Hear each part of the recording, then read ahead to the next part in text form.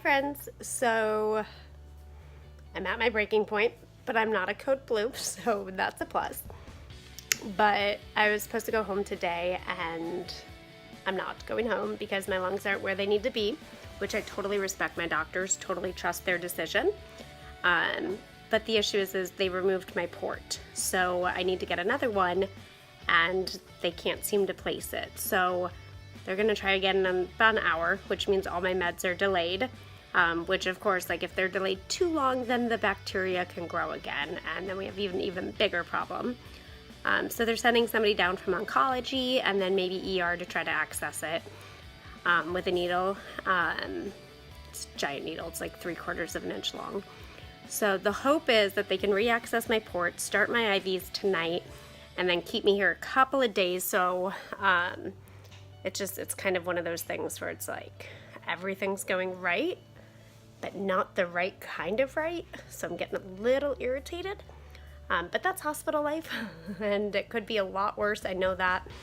But I don't think I'd be authentic, and I don't think I'd be true to the brand and everything I talk about if I wasn't completely authentic and real with you as to what's going on and why I'm still in the hospital. The good news is I have had an increased lung function since coming in, so I came in at like 37%, and I'm holding steady in the mid-60s. So we're going to change up some IV antibiotics in hopes to get it even higher, and then we're going to hopefully get my port access so that way I can get stronger antibiotics, and hopefully I'll be out of here by Wednesday and then do home IVs for a while. But either way, just wanted to give you all an update. I'm fine. I am on room temperature air, so no nasal cannula. I don't need oxygen. It's not a dire situation. It's just an annoying situation. And go ahead, subscribe to this if you like learning about what life in a hospital is like. And go ahead, also subscribe if you can relate to this. If you have CF and you're like, dang, I've been there. Like, they couldn't access my port. Or the discharge day was crazy. At one point, I had the call from the hospital phone and from my cell phone from 2 different pharmacies coordinating home health IVs. We had my nurse in here trying to file paperwork. We had a different nurse trying to contact me to set up time to visit the house tonight. The doctor came in, and it was just like so much all at once, and I'm super on top of my stuff, almost more so than most patients, I would say, but like I don't know how people who don't do this for a part-time living can manage it. I mean, it's just all at once, and it's crazy. And it really makes me think about like when people are scaling their companies, and what's happening to me, my interpretation of what's happening is you've essentially got a bunch of different departments not communicating. And you think about bad customer service, and I'm not saying this is bad customer service, this is just what you expect in a hospital. But you think about maybe a transaction you had with one of your favorite retailers, or you think about like something you bought online, and most of the problems could be eliminated if the different departments could just communicate and talk to each other. A lot of the things, like a discharge happening at 4:30 p.m. when it was supposed to happen this morning, never would have happened if the appropriate parties were able to communicate with the other appropriate parties. And when it comes down to the wire and there's suddenly 8 people in the room, they're rushing to get it done because it's shift change. And it didn't get done. And it also didn't get done because of my lungs, so there's 2 totally different sides. But the nurse literally just walked in. She's like, okay, you're going home. And I'm like, no, check the charts. I'm not going home till Wednesday. And it makes me kind of fearful because what if there's a patient out there who they did accidentally send home who doesn't know how to monitor their IVs? The wrong dosage was called in by accident, or the wrong dosage was communicated with me on the phone. So I don't know if it was the wrong dosage called in or the pharmacist didn't read the dosage correctly. Who knows what that situation is? But I can't imagine the patients who come into the hospital who are sent home at the wrong time with the wrong dosage when they're not 100% better. It's so many potential rooms for error, and luckily I can catch it all because this is what I do part-time. But there's so many people out there who can't. So I urge you all, take care of your own health, know your own metrics, know your own numbers, know all of your medication. If you have somebody in your life that you love that doesn't know that information, take the time to write it down. Have it pat, because it's terrifying what could happen. It's your one allergic reaction or your one one day away from closing your eyes forever. Like, it's terrifying. And again, I'm so blessed. I love my nurses. I love these pharmacists. I trust my doctor 100%. Like, if this guy says I need to stay till next Tuesday, I totally trust him.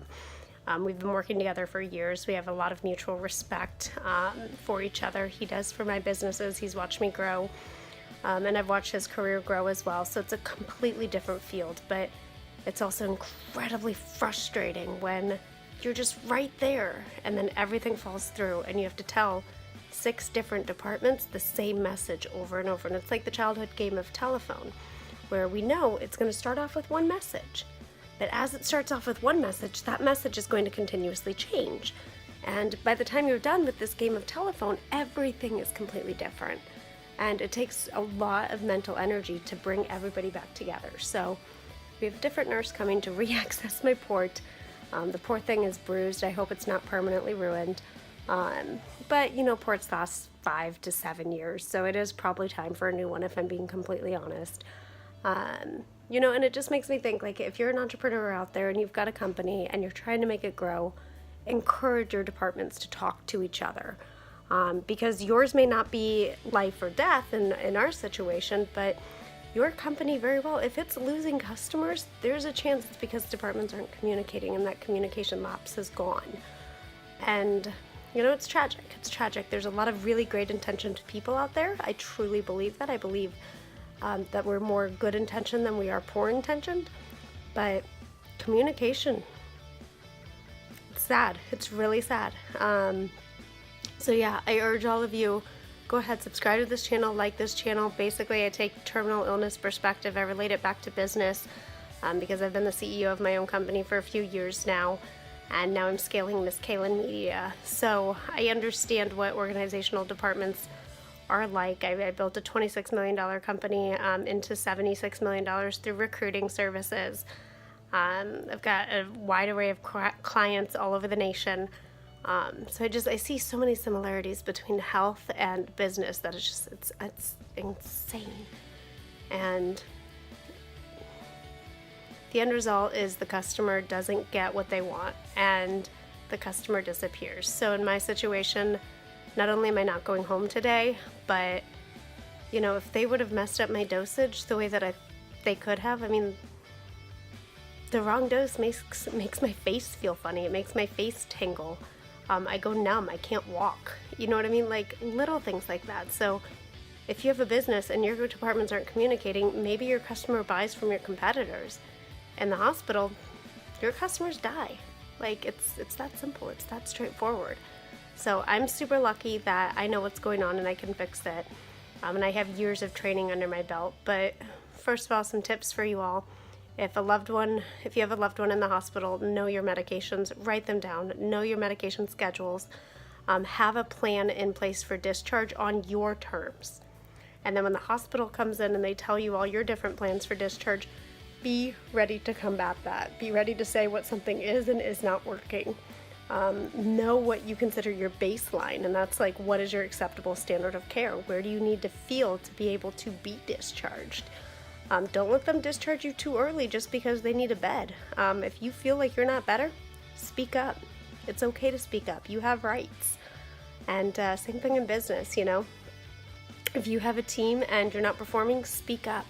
Know your goals for your team. Know what you want out of your team. Don't let another department push you around. Communicate, collaborate. In the end, the customers win. They really do. In the end, the patients win. They really do.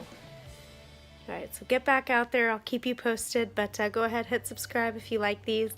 And I look forward to giving you guys more updates when hopefully I have another port. See you.